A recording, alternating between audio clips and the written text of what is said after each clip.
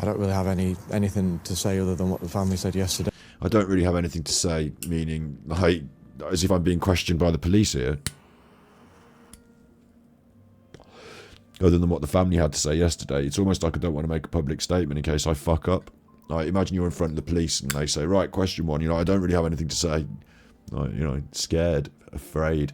And I don't think, like, back then, I thought he's scared and afraid because he's done a crime and he doesn't want people to know what he's done with the body, yeah? But I now think he's scared and afraid because he's scared and afraid of Ernie. And he might not be that knowledgeable about exactly what's happened, or he might know something, but he doesn't want to tell anyone because it could be him in the river next, so to speak. Hey, my whole focus is my two girls, just staying as strong as I can for them. And the way he says that, I'm scared now, that right? if I... My whole focus is the two girls. Like, I'm doing a quick read on this now, just late at night, stoned and everything, just looking back. But it's like, I imagine now he's telling I've got to imagine that someone's got Nikki and she might still be alive at this point. He might hope for her back, but he's not going to get the police involved to try and get her because they're not the ones who are going to get her back. Because if you get the police involved and it's bad criminals, then they probably just murder her and throw her in the river. So whilst the police are involved, you've got to play this delicate dance between what you say and what you tell the police, and like, maybe behind the scenes other people are working on trying to get her back in different ways. Maybe that crowdfund for that money was a little more poignant than we think now. But I would still think if you're crowdfunding for money to pay off a debt or something like that, or pay off to get her back, then crowdfunds, like, why aren't you selling the car? And I suppose, how quick can you sell a house? How quick can you turn that house into liquid capital? Sorry, liquid monies.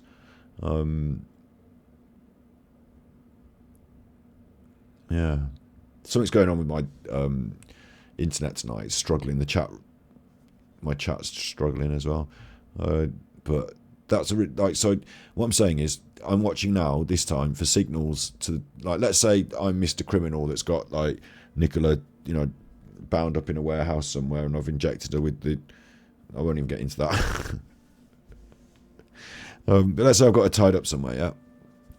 And like, he's worried and he wants her back. Like, he doesn't want to say anything to threaten or to worry those people who may have kidnapped her. Like, this was always a concern at the time, I suppose, wasn't it? He's scared. Where is she? Like, but everyone was saying in the river, and stuff like that. And like, he might not have known who's kidnapped her. Like, but he might worry it's kidnap. But then he's not. The thing is that he's not on the internet saying she's been kidnapped. She's been kidnapped. I know she's been kidnapped. Like, push.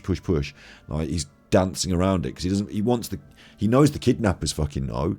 He knows, but you don't want the police to know, because then the police will know and then there's, like, that's what I think it is. So I'm watching for this sort of dance between him and the people who he thinks are watching.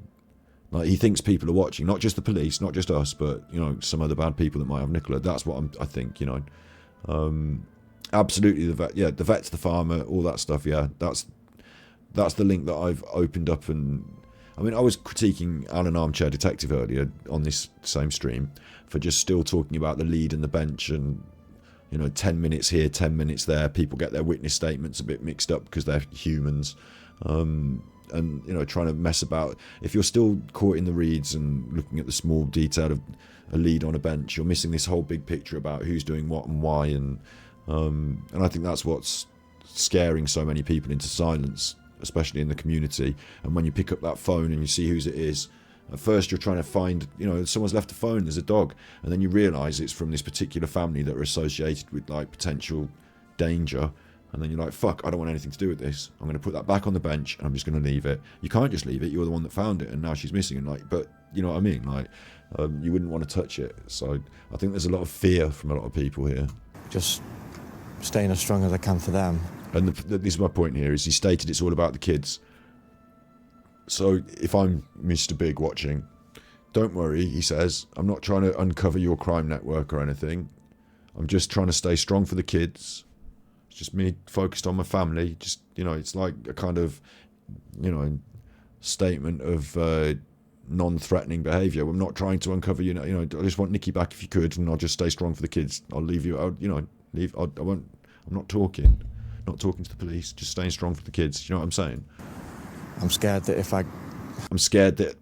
I, and I took this to mean, there's other ways I used to take this. And I'm quite happy to say I've thought and changed and reasoned out different ideas. And I might still have those old ideas. This is just another run, another look with a different hat on, so to speak. Mr. Wearing a big hat. But I'm scared that if I speak out, bad things will happen to Nikki. Put any focus into anything else, it's going to take my, focus off that. So I've got to be very careful.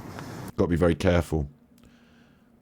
I don't want to put my focus into anything else. I don't want to show people that I'm trying to come for them, because they're going to then, do bad things. So I'm going to show them that I'm very non-threatening and my focus is on the kids.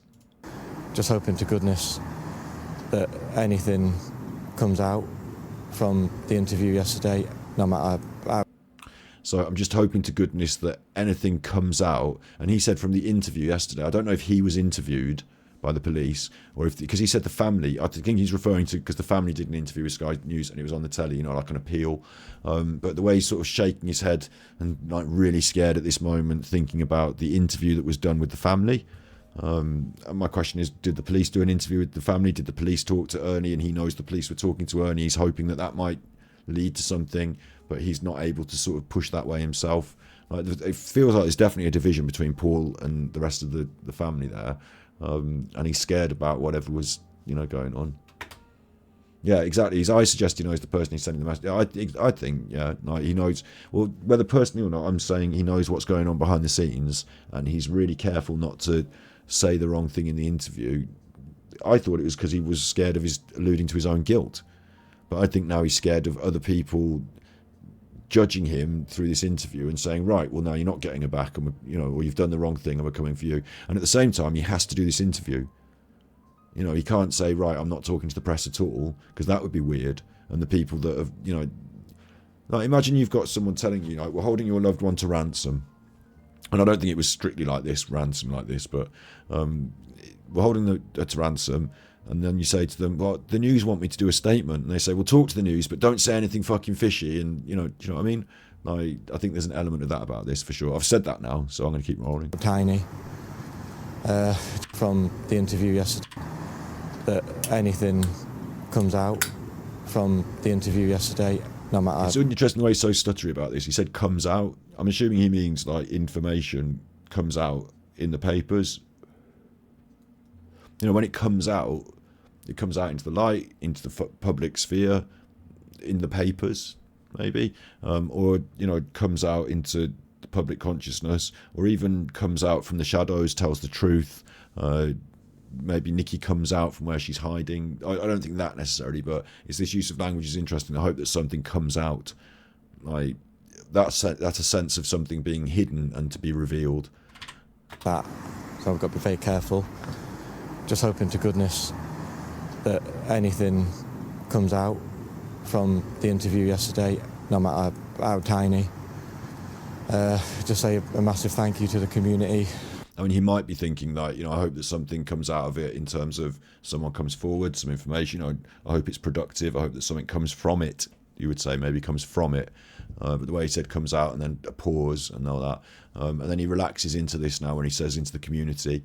Like, he's like, feels like he's got through saying that without saying too much. Like, he's worried he's going to fuck up and say something, and he might have even fucked up and said something a little bit there and got panicked and then just got through it, and now he's onto the community and he can relax mentally because he's talking about a safe space. The community have been helpful, the community are nice, thank you, the community. And I bet the fucking community know what's going on more than we do. Like, I bet there's not secrets and whispers, but I bet people know whether, certain people know whether to even secret and whisper about certain people. Friends, for everything that they're doing. It's absolutely incredible. I just can't believe that we're a week on, and as yet it seems like we're no further on. It just seems absolutely impossible. And that was, I'm just going to read what I see now. When he said "as yet," he left a big pause, hung in the air, and then he moved on. So there was something he didn't say there, which I would take as... I just can't believe that we're a week on, and as yet... We haven't found her. She hasn't come back. We've had no sign of her. You know, things like this. It seems like we're no further on. It seems like we're no further on. It's a different way to word it. Further on in what? Negotiations. Further on in getting the money together. Further on, you know, it feels like a process. Further on in finding what's happened to her in the investigation, maybe. You know, there's different ways to read it, isn't there? It just seems absolutely impossible. It seems impossible. You see, it seems impossible she's gone missing.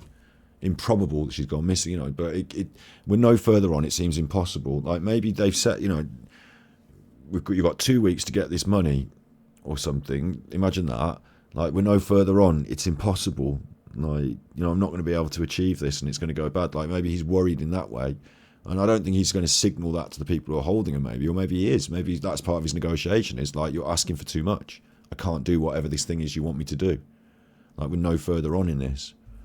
And if it comes to a dead end, then maybe that's a big problem for Nikki. And maybe negotiations between whatever parties did completely break down.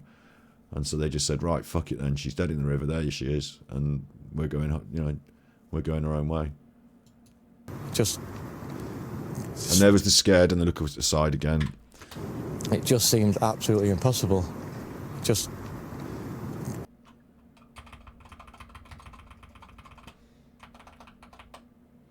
Like, bearing in mind where we are, I can't see what he's looking at or anything, but this real sense of fear, but also maybe excitement. Like, is he going to drop the river in here again? Is he going to, like, put people off the scent here? Like, is this him worried about, you know, the sort of, I don't want to say words like acting or pantomime because Chris's Substack will get like excited, but, you know, the sort of pantomime of what he's doing here, there's a slight sense of excitement about it almost, or is it condescension or a sneer? But there's like a wide-eyed fear and this glance off to the side. It's like a dream. Cannot get my head around. Yeah, it's like a dream I cannot get my head around. So this is like I said, like before he delivered the line, he realises he's about to say this thing that he's practiced and he's about to say it. And there's a sense of excitement, intrepidation, fear, like realisation hits him. This is the bit where I say, you know, because he's rehearsed what he's going to say. He knows the cameras are there and he's going to have to talk to them and stuff. So he's, you know, these are and that's why they all say it. You know, not because they're all in on a psyop and they've all got a script, but because like they've heard someone say something clever and they've copied it together as a group to like him, his sister. You know, when they talk to the media. You know, he's probably copied it off her the night before. Like, he probably watched what they said and it's come out in his language now. Do you know what I mean? It's like a way that he can stand in front of the cameras and say the right thing. So he's, instead of having to reflect on it and find the words yourself, you say the sort of cliched thing that you've heard said before. And that's why it doesn't come out exactly right and it sounds a bit funny. It's like a dream. Cannot get my head around. It's supposed to be a nightmare, not a dream.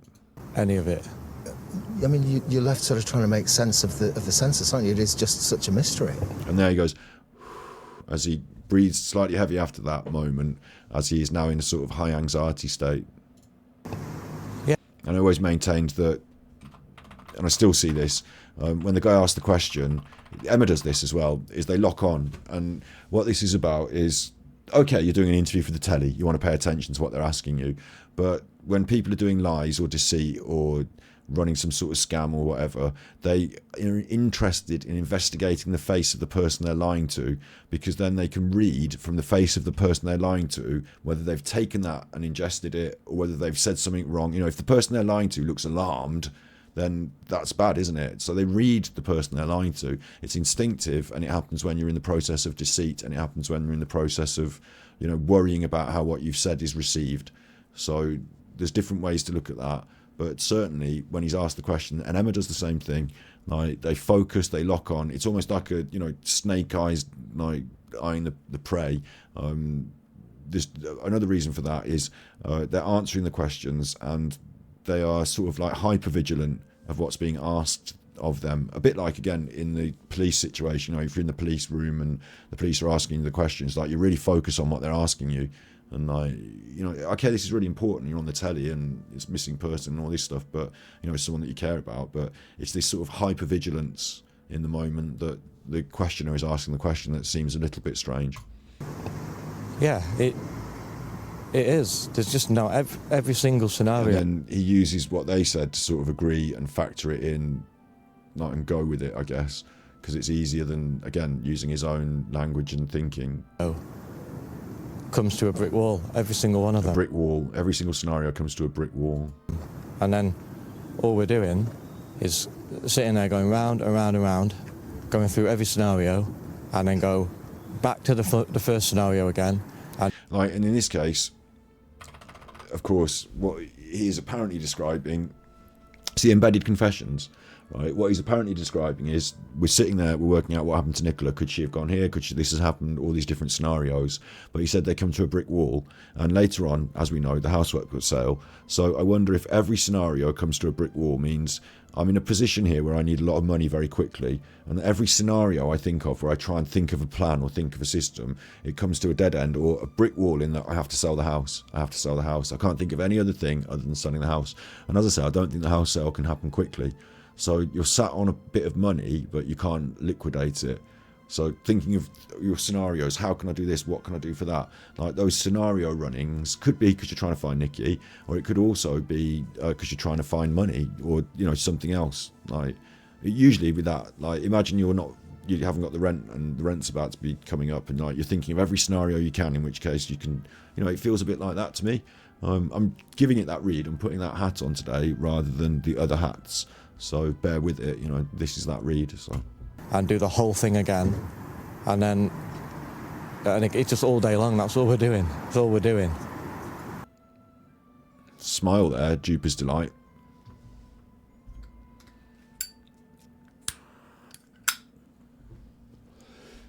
Go through the scenario, run it again. Go through the scenario, run it again. I had that before as they've got a plan behind the scenes that they're going through, and you know, when you plan something out, you run the plan, and then you put the plan into action. So maybe, you know, that it's some, but we should be further on than planning now because we're going through the actual thing happening.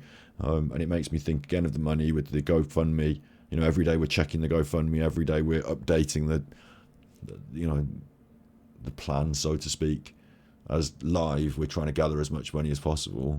That's the read I'm feeling, but I also instinctively feel this sense of, like, between him, Emma, and some other people that might have colluded on some aspect of Nicola Bulley's disappearance, they're like running through the scheme, running through the plan. Like, it might be that as things change on the ground, you need to adapt your plan of operations as to whatever you're doing behind the scenes, maybe. And it's just all day long. That's all we're doing. That's all we're doing. Obviously, the Jupiter's delight and shaking of the head there, and the tongue behind in the mouth is obviously that's not all they're doing. And again, going back to, you know, if I'm watching this to say, hey, are you trying to tell the police that I'm a bad criminal and you're going to get me done? Then you're not getting Nikki back. Like, he's like, no, that's not what we're doing. All we're doing is running this scenario to try and get your money. Like, all we're doing is running it over in our heads. That's all we're doing. And like, it's a very sort of hands off. Like, no, I wasn't touching the steering wheel. I was just trying to move it to see if I could get to the newspaper. That's all I was doing. Like, it almost feels like you're in a hostage situation with the sort of, no, that's all I was doing. No, I wasn't trying to get the key to the door. I was just moving your keys so that I could get to the cup of water. That's all I was doing. You know, feels a bit like someone's a bit worried again, doesn't it? The first scenario again, and do the whole thing again, and it's just all day long. That's all we're doing. That's all we're doing. And then he says that, and then do that whole thing again. Like, run through the scenario and do that whole thing again. Like, it almost feels like he's doing something. Like running through a scenario is one thing, like, and run that whole thing again, and do that whole thing again. Like, is there something else, some other, like, behind the scenes routine activity that's going on behind the scenes that all they're doing is getting their heads down and working on it? Like, the narrative scenario. They know the one scenario. Yeah, it's like, it's a very strange, like, looking back on it now, it, like, I took it instinctively to mean, like most of us internet sleuths, running through the different scenarios as to what could have happened to Nikki. she walked in here, so could she have gone here? Could she have done this? Could she have done that? And then obviously the river is a big scenario there, isn't it? So, you know, I have to consider that is the intent of the first meaning. But just listening to it back like this now at this time of night with this hat on, it just seems really fucking weird. Like, all we're doing is running through the scenarios.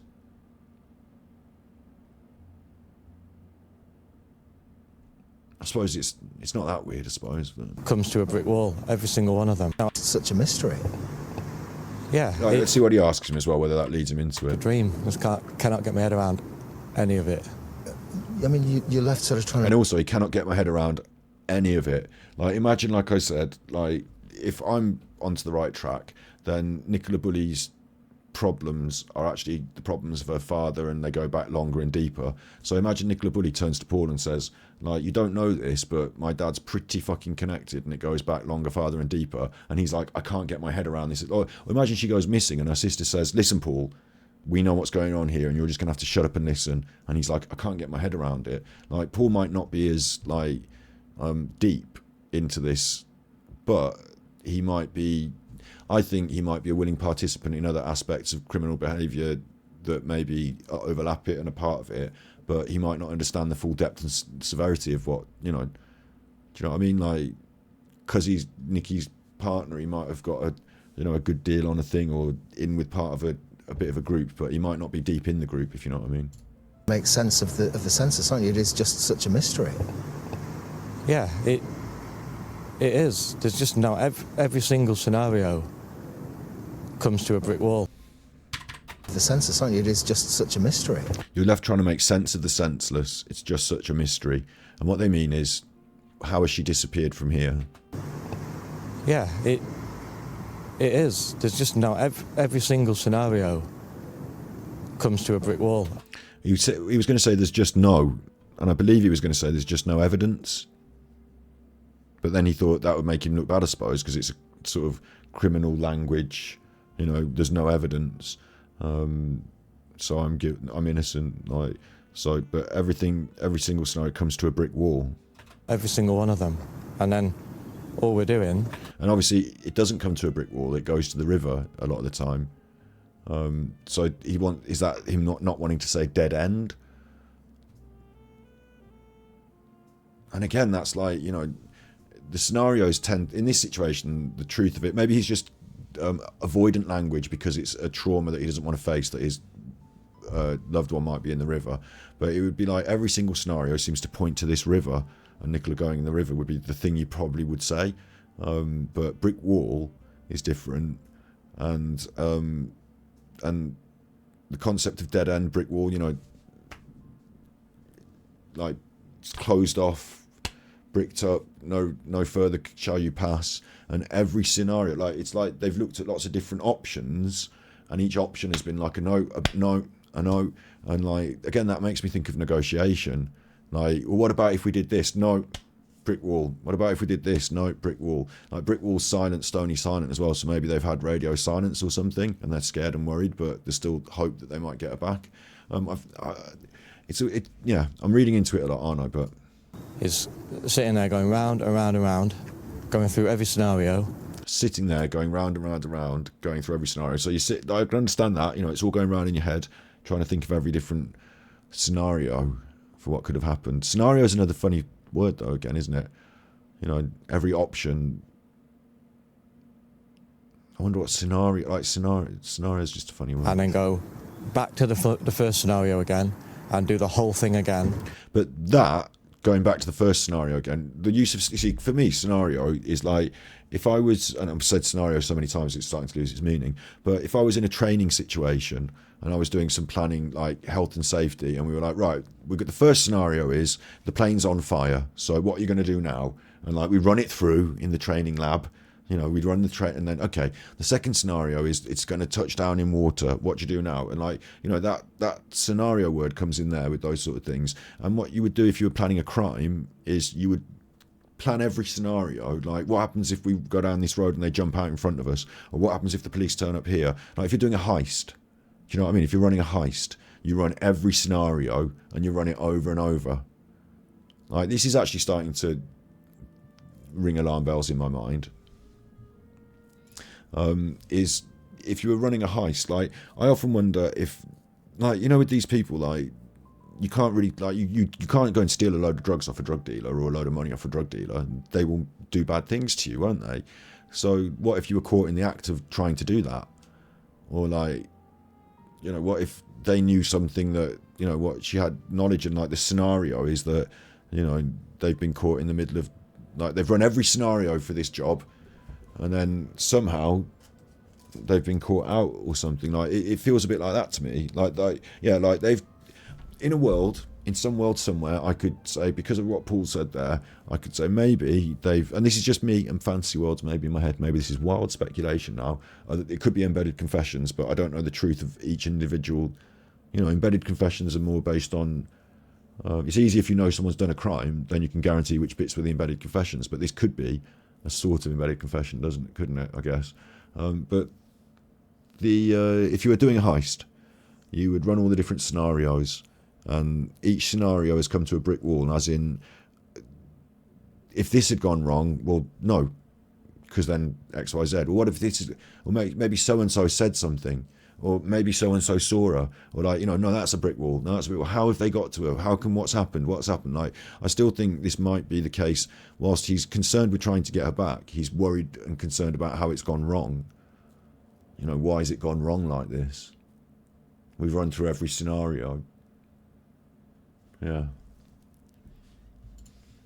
And then, and it's just all day long, that's all we're doing. And that's all we're doing.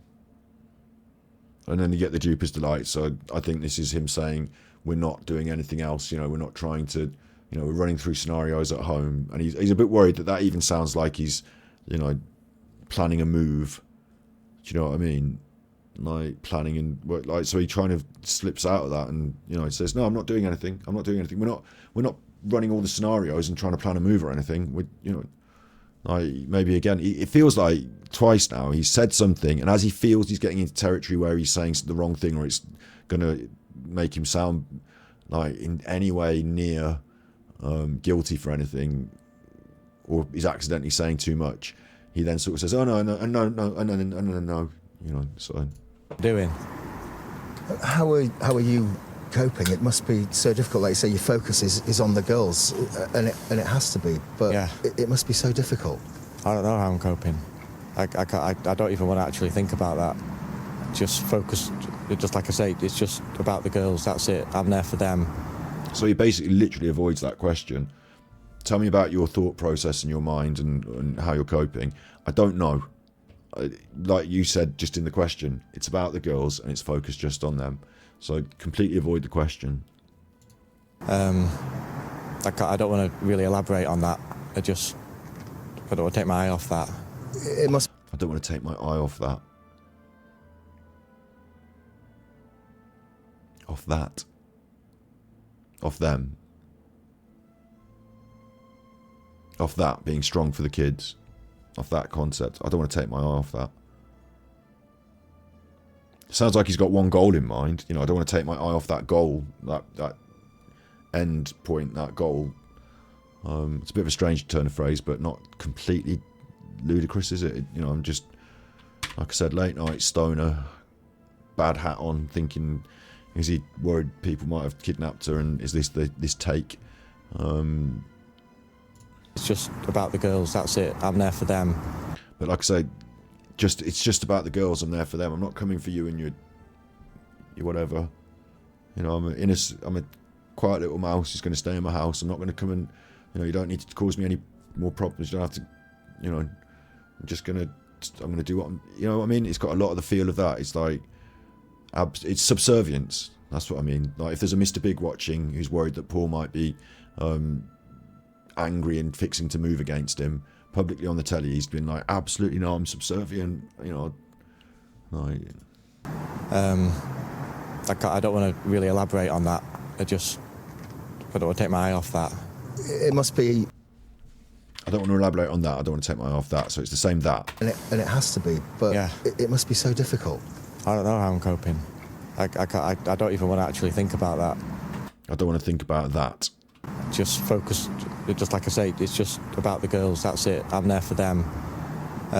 It's just about the girls, that's it. I'm there for them. This is like statement analysis, where I could do with having it written out, I suppose. It's just, I don't want to elaborate on that.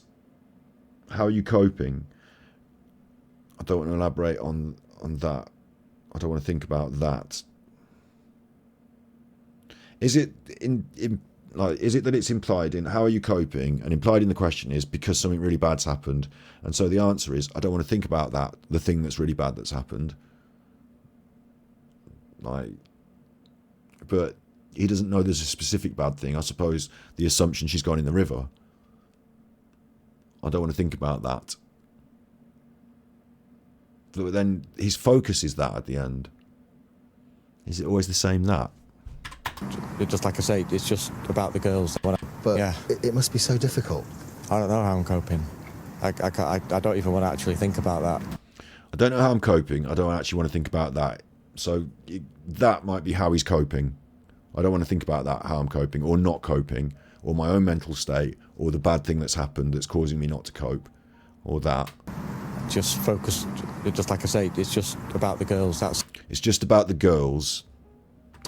That's it. There for them. I'm there for them. I don't want to really elaborate on that.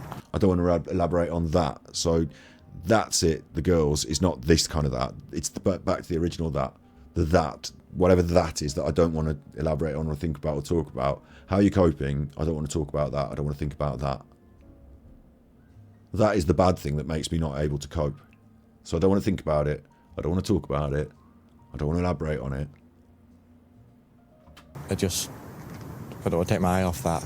But I don't want to take my eye off that is a weird one at the end, because if it's something that's traumatic, like, you obviously do want, like, I don't want to think about it. I don't want to talk about it. I want to distract myself from it and just focus on, but at the end, I don't want to take my eye off that.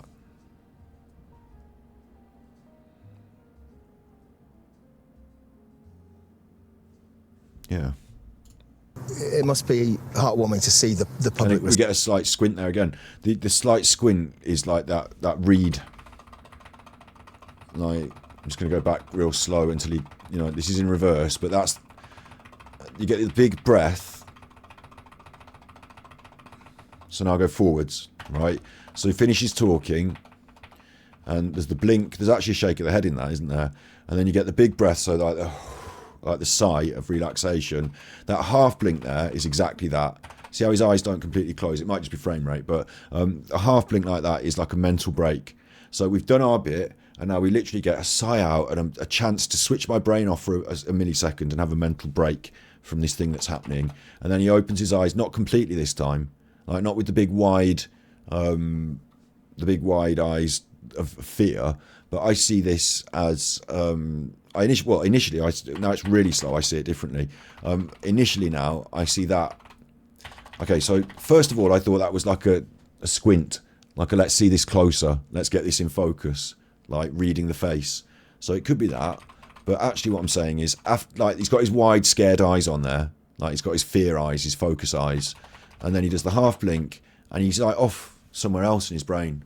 Like even the half blink says to the brain, you can relax a little bit here, and then it doesn't engage again in the next frame. Like the one eye even looks like it's drifting off the other way, and I'm saying for a moment here he's in his imagination, and then his eyes start to like sharpen and widen with seriousness and fear again, as whatever it was in his imagination scares him back, and he's listening to the man talking and he's watching the man again.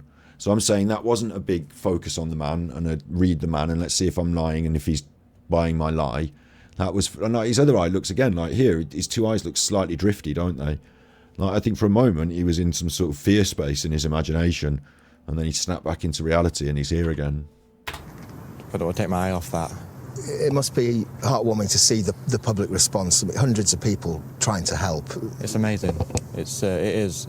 Right now, it's the only thing that we can take is, that level of support. And again, I probably had the same read last time. The nodding, the only thing we can take, the level of support, it's the crowdfund. It's the only thing we can take financially. It's the only money we can take. That's interesting.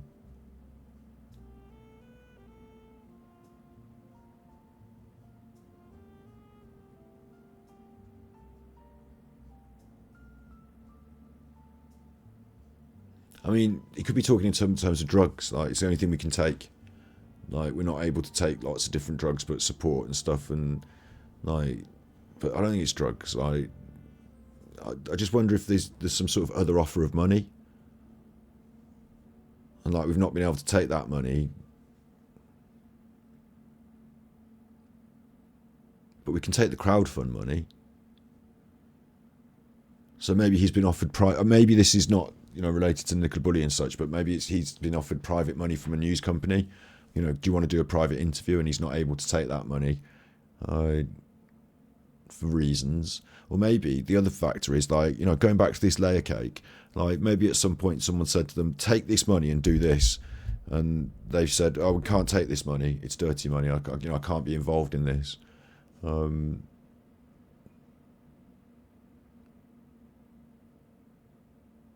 Or maybe, again, thinking of heist, yeah? Like, if you knew a big pile of cash was going to be, like, do you know, up the road, just on the days going near it, there was that police thing, and there were, you know, the police in the car park, in the Schiphol car park, yeah?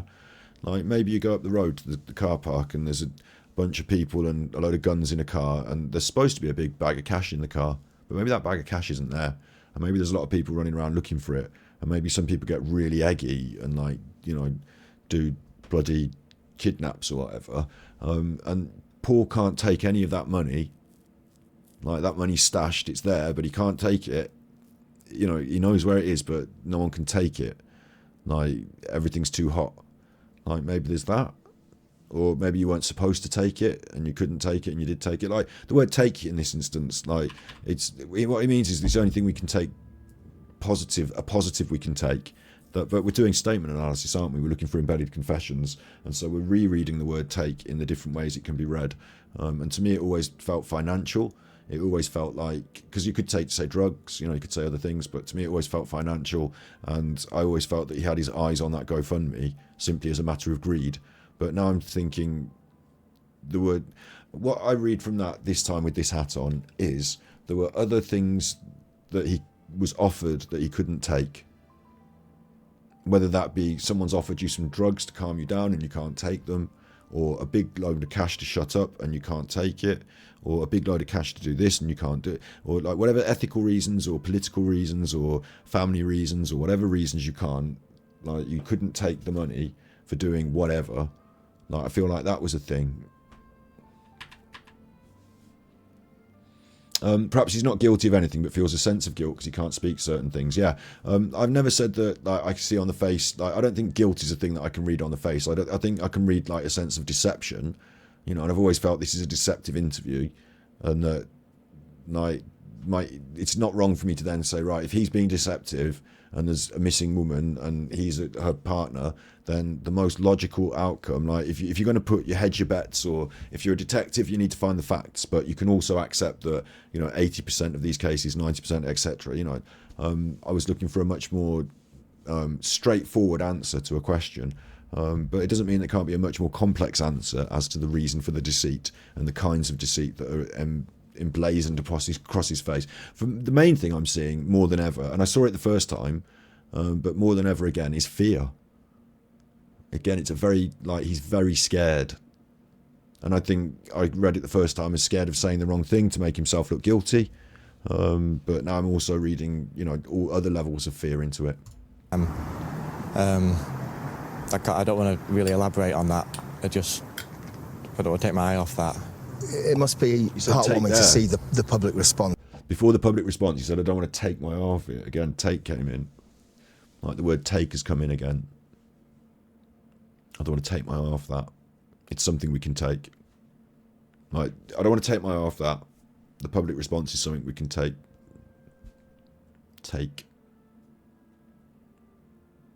And I know it's financial, you know, takings, take the money, take this, but I don't want to take my eye off it.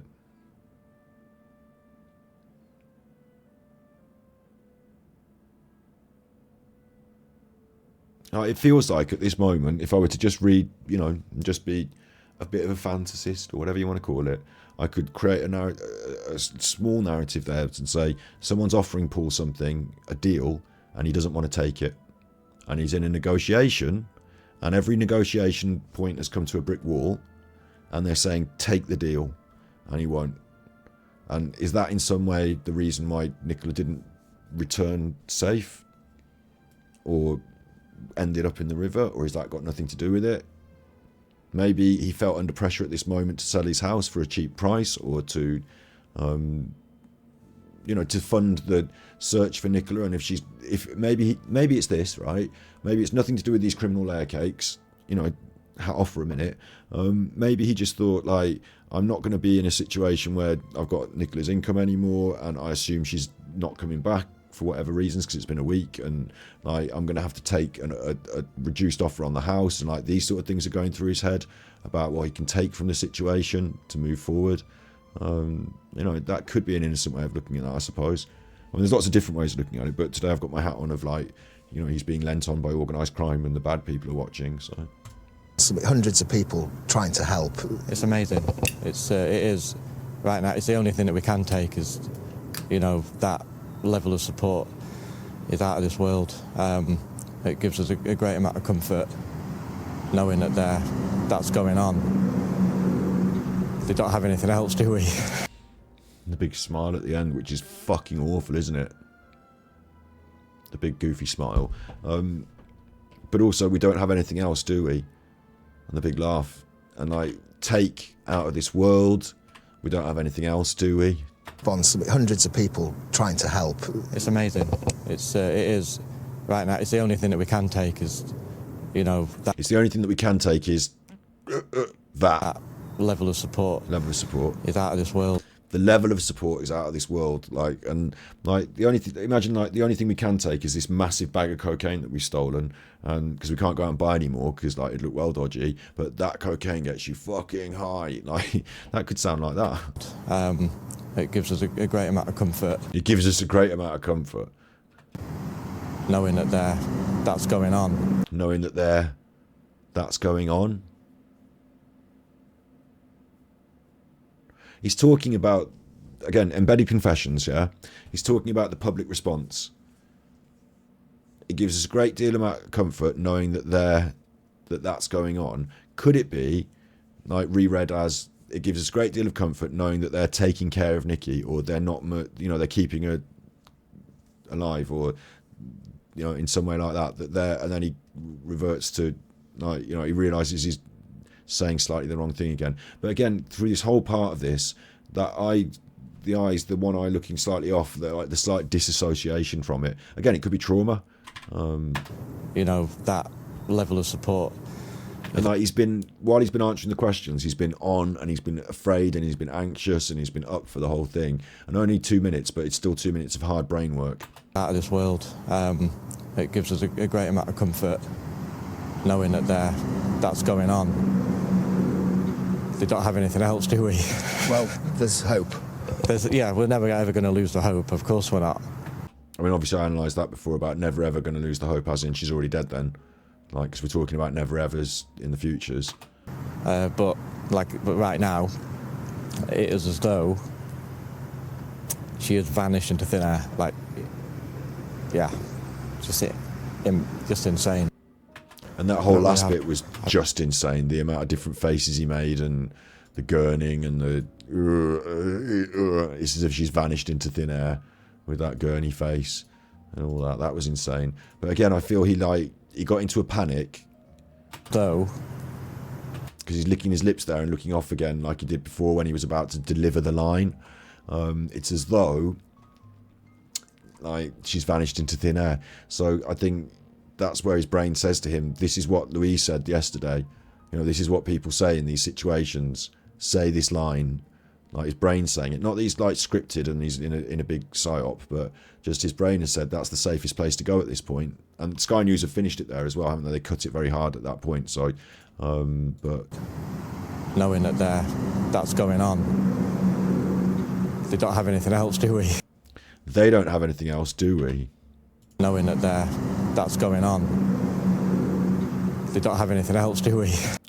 They don't have anything else, do we? It's like a combination of two different sentences, and I think anxiety trips him up here. Well, there's hope. And there's that weird laughing, isn't there? Yeah, we're never ever going to lose the hope. And that's killed immediately because there's hope. Oh, yeah, well, yeah, you know, he's back into performing for the man, but they don't have anything else, do we? Well, there's. Like, what's that about?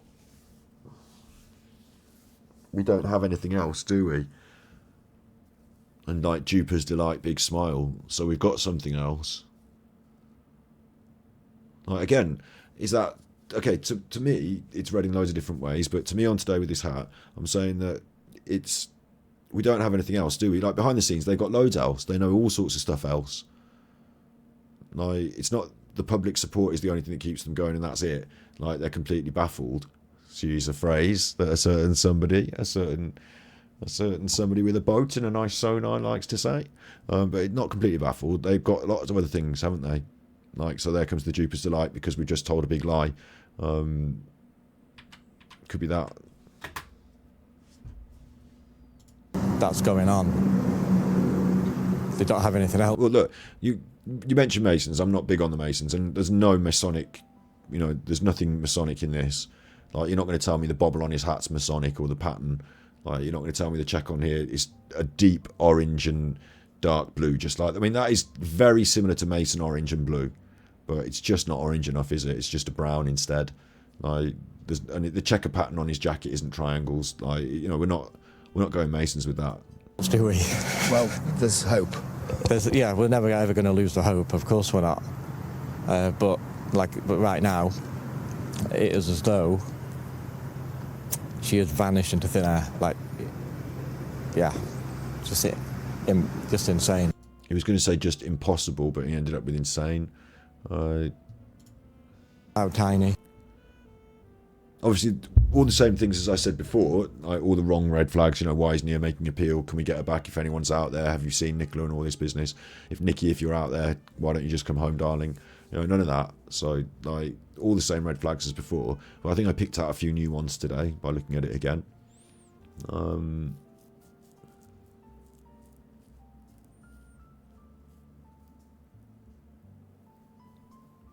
Yeah.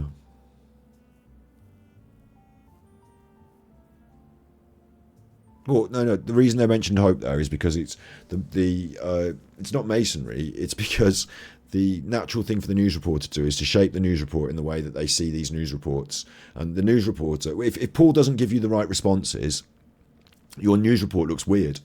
Like, it just, okay, you've got a weird news report, but what you want as a producer of the news, you send your little camera crew and your interview up, and what you're getting from this man is the emotional appeal to the audience to say, Nicola, if you're out there and like all that, and never lose hope, we'll not lose hope, and all these, you know, these concepts are in the mind of the news producer who's going to put this on the telly as part of their news broadcast. And so if Paul came out with a can of lager, right, they would put this on the news as well, bear in mind, because it would be sensational and different. But he came out with a can of lager and said, right, well, Nikki might come home whenever she comes home, we're not really that bothered. Like, they'd be like, yeah, but you're not going to lose hope that she might, you know, they're still going to try and push him into saying the kind of words and the kind of sentiment that the news wants. And then they'd cut the bit with a can of lager and then have him going, oh, we're never going to lose hope, dear Nikki. You know what I mean? Like, it's just because Paul didn't quite deliver the way they expected him to, and instinctively they're feeling this doesn't cut so well for the news. Like he said, like, because Paul said, we've got nothing. He's like, well, you're not going to lose hope, are you? And it's also another human aspect of it, is that Paul might be about to cry, he might be about to break down, we've got nothing to go on, oh my god, she's not going to come home, and he's like, oh no, you've got hope, stay hopeful, eh, old buddy. So I don't think it's a deliberate Masonic symbol. I think it's just a natural word to put in that space. And yeah, I think from the news reporter, there's a few buzzwords that would have been in his mind, or not even buzzwords, but just buzz sentiments, and it would have been, we're going to, you know, have him say about how worried he is. He's going to get to a point where he's anxious and nearly crying, and then we're going to bring out hope to finish the story. Like, that's the narrative arc to sell the story to the, like, you're making the news, and you're not just like, when you're making the news, there's the news gate, of course, there's the the narratives and the campaigns and things, of course, that sort of stuff goes on. But ultimately, as a producer of a piece of media, or the news producers certainly are, if they're good, they're aware that it's about emotions that you elicit in the audience in the same way as a pantomime or a play or a film, and it's about how you take the audience and where you leave them as well. So if all the news was all bad news and scary and negative and horrible, at the end of the news they literally do this when they used to have the normal news on the telly, 9 o'clock news. At the end they go, and here's something nice. And in other news, here's a squirrel on a skateboard, or that sort of business, don't they? Because they don't want to leave the audience feeling horrible and scared and anxious and nasty. Although they, Project Fear in inverted commas and all that, and all this news stuff.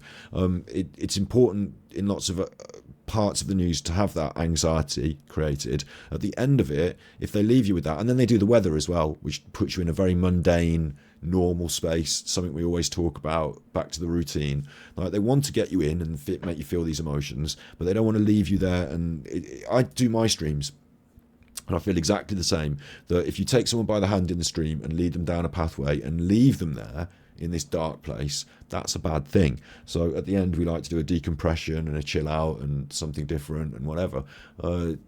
So it's the same with that, I think. And so the hope at the end of the story is, if you are a good media producer, and these people at Sky News are not there because they're shit, are they?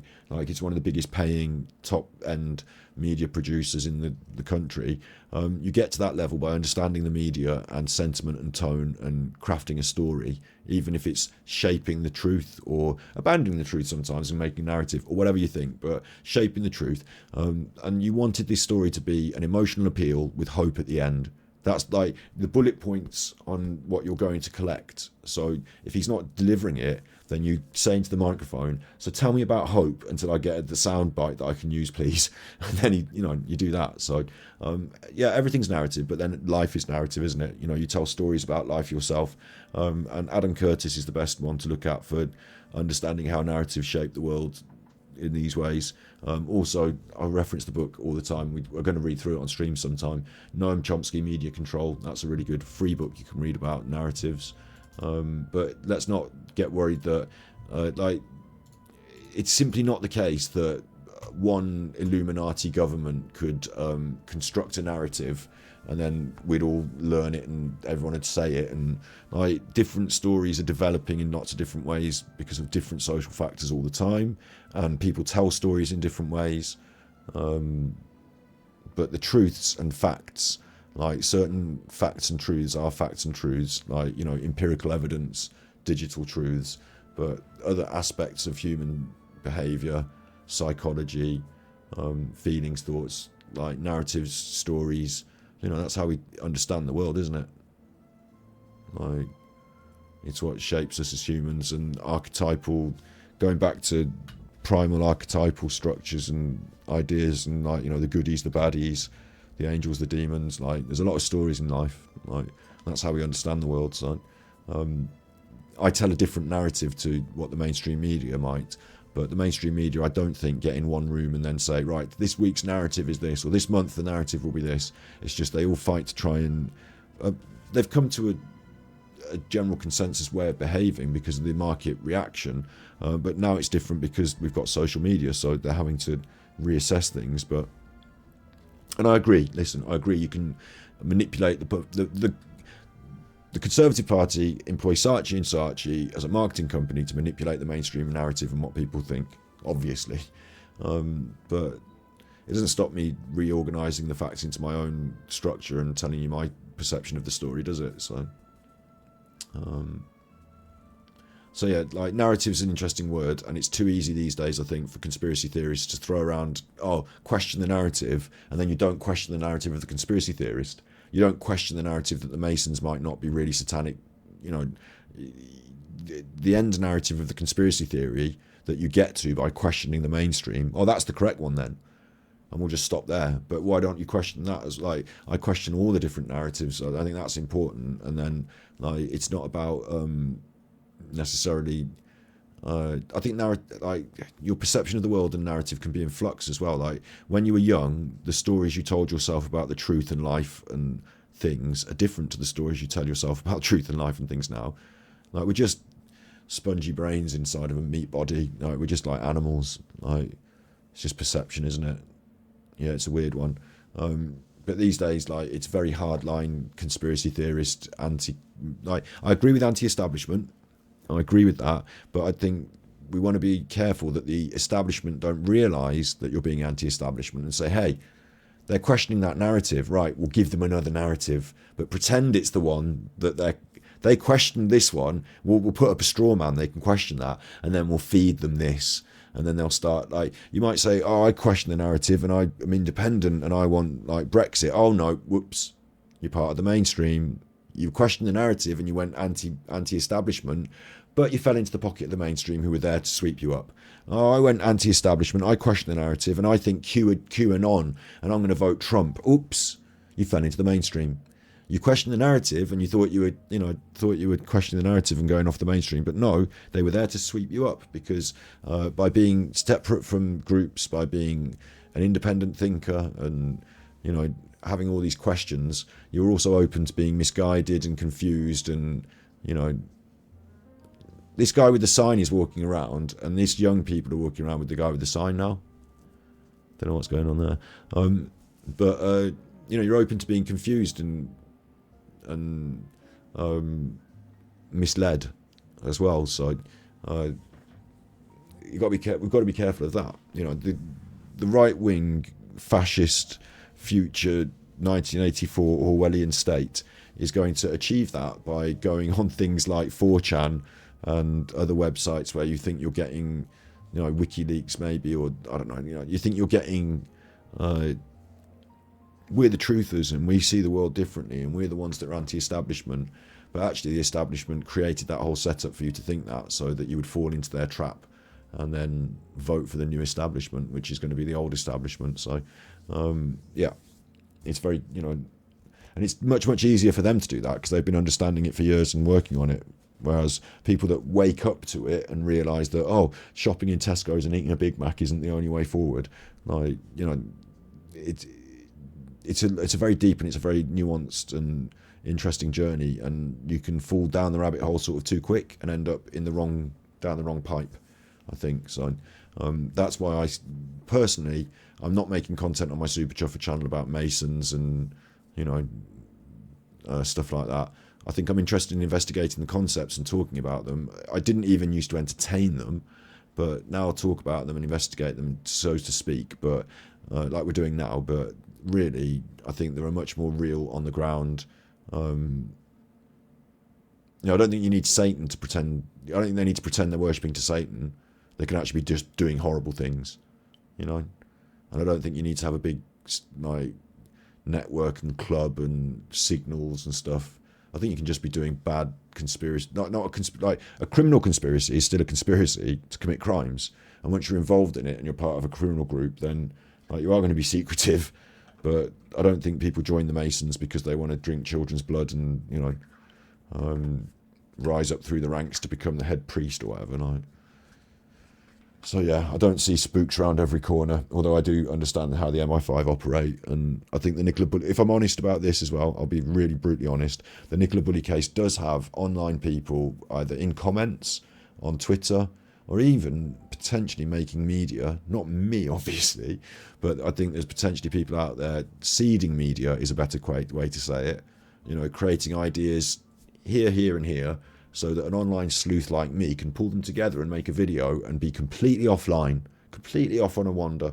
And there's a lot of people that work in, that's about manipulating public behaviour with a view to, in my opinion, protecting the bad people, but also there's an overlap with the governance and the government, agenda to sort of hijack the anti-establishment and funnel it back into the establishment. So I just got to be careful. Everyone's got to be careful about that. Don't believe everything everyone says in comments. But also don't be paranoid. You can't go around the internet thinking that everyone's fake and nothing's real and everything's a fake agenda and it's all a conspiracy. Because if it was like the Truman Show, yeah, imagine it was like the Truman Show and they're all on a psyop and they're all doing the fake and all that. then all it needs is for, like in the Truman Show, things used to happen, like the light fell out, somebody forgot their line, something went wrong, and people will point to things and say, that's it happening, look, I saw it happening. No, you didn't. Like, it's not happening like that. Like, only one whistleblower would need to come forward and say, it's all been a psyop. And like, who's never said that? Anyone. So, like, oh, everyone's been locked down then, from Ariana Grande to bloody Shane McGowan and back again. Like, they've all been locked down, they've all been, they're all in on it. It's not that. It's that there is no, like, even smaller. And like, Brian Harvey's a whistleblower, yeah, but he just doesn't say it's all a psyop, does he? Like, he said he thought he saw something in a nightclub, and he's got these other connections, and like, and they shut him down and this and that, but he's not dead. He's on YouTube, so like, they can't be that powerful, can they?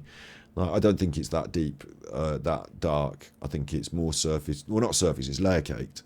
But I think it's people going after money and organised crime, and that's probably drugs. Yes, it could be child prostitution. Yes, it could be child trafficking. It could be those things as well. But it's not that. Like, if the Masons are doing bad things to children, right? I don't think the Masons are there because the prime directive and purpose is to do bad things to children. I think they just have parties where they go too debauched and do bad things to children on the side.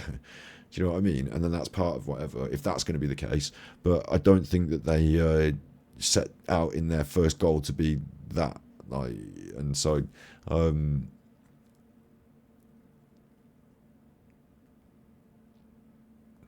yeah, it could be that, but I don't think it is. Like, I don't think it is. And that deep state stuff as well, like, there's not a separate shadow government controlling our government. It's the Conservative Party, and it's out in the open.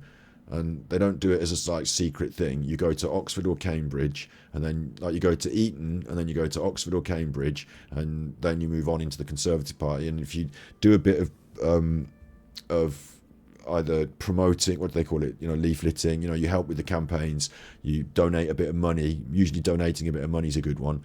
Like my MP, Nadeem Zahawi, who was Chancellor of the Exchequer at one point, he donated a load of money, I think, and got, joined the party. He's certainly not from where I live. They're back to take their pictures. They were there earlier, and they wanted to take pictures, but there were people in the way. They're back to get the picture. Lovely.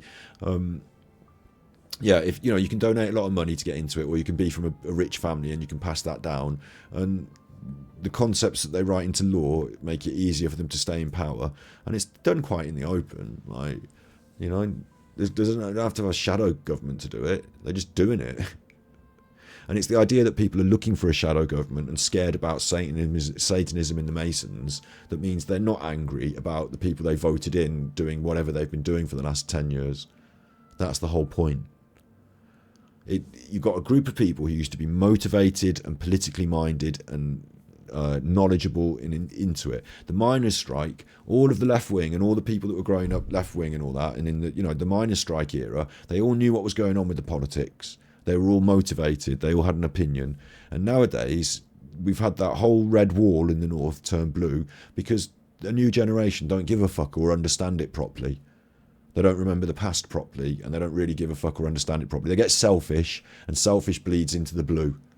So they become blue. But they need a history lesson, like, and anyone that gets politically motivated or minded these days can be swerved off into the conspiracy nutters. You've got another layer there to just filter people off. Oh, are you academic? Are you working class? You're smart. You see what's going on in the world a bit differently to the way the mainstream are trying to tell you it is. Right? Yeah, we can push you right off the conspiracy level, and then you can just become a nutter. Like, it's easier because academic working class people are more likely to use drugs and come from difficult sociological settings at home that might give them propensity to mental health disorders. It's easier to push the working class, anti-establishment motivated political people into a difficult box. And even if you're a animal rights activist, then you can go and get arrested, can't you? And if you're a protester, you can go and get arrested, can't you? So it's those sort of motivations and machinations, and they're happening publicly. They're doing it publicly. Not all public, but you know what I mean? Like, it's no surprise. Do you want to know who the next crop are going to be? Well, just look into the people who are having children that donate big money to the Conservative Party and have done for all their life. Like, So the Satanism part and stuff like that, we're going to talk about it in my streams in the future. It's going to come up again, but I am not allowing anyone to divert me from the real and direct crime and links that I can find on the internet and with my brain. Because Satanism behind closed doors in the Masons, ultimately, again, it doesn't matter. Because Satanism is the motivation for doing bad things to kids. Well, I don't care. It's the bad things to kids that you're doing that's bad. So if we uncover evidence of that, then that's bad. But your motivation as a Satanist is not really that relevant to me. And I don't think I'm going to get anywhere socially, publicly, privately by wasting my life trying to uncover Satanists in the Masons. I think it's a waste of time and resources mentally for myself, and also for most of the people that should be politically minded, fighting what is actually the legitimate causes and things that we can make a difference in. And if you don't like Satanism in the Masons, don't join the fucking Masons. But they are not running everything. They're obviously not running everything, because they're not running what I'm saying now, are they? Although the Temple Bar, it's the Temple and it's the Masons. There's a connection. It's a Temple Bar, so maybe I'm the Masons now. You just see what I mean? If you're nuts, you could say that. The flag there makes a triangle. But, welcome back to the real world, where that's not what happened. We watched the Temple Bar because we were watching other webcams, and it came up, and someone, even in the chat, someone suggested it. So I followed a chat suggestion. But I'm not following this one into the gates of hell on the bloody Satanists again. And that's where we're going to end the stream, I think, because that was a good end to a stream, a big rant.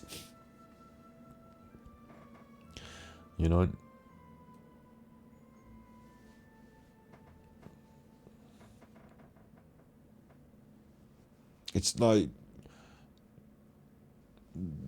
I'll recommend the work of Adam Curtis before I go, because, if you want to watch this stuff, if you're interested in those ideas, and you haven't watched Adam Curtis, then that's not right. Deep state, all this stuff, Masons, whatever. If you haven't watched Adam Curtis, then you're missing a huge part of the conversation. And he's done several really good documentaries. There's a channel that's devoted to his stuff. I don't know if it's, he's been on the BBC and all sorts different. You're going to say, it's BBC, so it must be the Masons. But he worked for That's Life as an editor, and then started doing a lot more serious stuff. So there's a lot of stuff that's already on the internet. He's done some really, really serious big pieces. Bitter Lake is really big and important, as is hypernormalization, which you'll find on the internet there. But we started watching The Trap recently on this stream, and it was brilliant as well. So get yourself watching Adam Curtis. Oh, you know who he is? Well, there you go. That's what I mean. I think it's unfair. I'm not saying you're doing this to me, but sometimes people say to me, you don't know what's going on because it's the Masons and you're just mainstream, and you don't question the narrative. I've come from this. This is my my university education. This is where I was at media-wise when I was at uni and thinking about moving forward in life as a young person. So I'm not naive here, but I also don't think that I go as far as. I think the reason someone like Donald Trump gets elected, in part, is because a load of people believed a load of conspiracies off the internet about QAnon. And they were motivated, and they still are very motivated behind Trump. So that's what being anti-establishment and anti-mainstream and, question the narrative gets you. It gets you in the pocket of the political elites. So I'm not having that. I'm not having that. If you think, if you're too open-minded, your brain will fall out. If you're too open-minded, your brain will fall out. Yeah. All right. Be good. If you can't be good, then you're going down a loopy rabbit hole.